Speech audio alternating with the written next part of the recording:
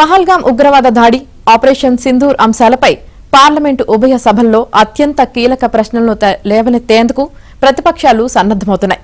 తొలి రోజే ఈ అంశంపై ఉభయ సభల్లో గందరగోళం జరిగింది. లోక్సభ ఎలాంటి కార్యకలాపాలు నిర్వహించలేకపోయింది. రాజ్యసభలో ప్రతిపక్షాలు ప్రశ్నోత్తరాల సమయాన్ని బహిష్కరించాయి. పహల్గాం ఘటనకు పాల్పడ్డ ఉగ్రవాదులను ఇంతవరకు ఎందుకు నిర్బంధించడం కానీ నిర్మూలించడం కానీ చేయలేదని, యుద్ధాన్ని తానే నిలిపివేయించానని అమెరికా అధ్యక్షుడు ట్రంప్ చేసిన ప్రకటనలో ఆంతర్యమేంటని ప్రతిపక్షాలు ప్రశ్నించనున్నాయి. ఇవాళ కూడా లోక్సభలో ఆపరేషన్ సింధూర్ పై చర్చకు ప్రతిపక్షాలు పట్టుపట్టనున్నాయి.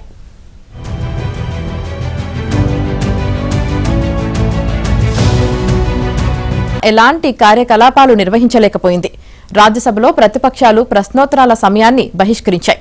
పహల్గాం ఘటనకు పాల్పడ్డ ఉగ్రవాదులను ఇంతవరకు ఎందుకు నిర్బంధించడం కానీ నిర్మూలించడం కానీ చేయలేదని, యుద్ధాన్ని తానే నిలిపివేయించానని అమెరికా అధ్యక్షుడు ట్రంప్ చేసిన ప్రకటనలో ఆంతర్యమేంటని ప్రతిపక్షాలు ప్రశ్నించనున్నాయి.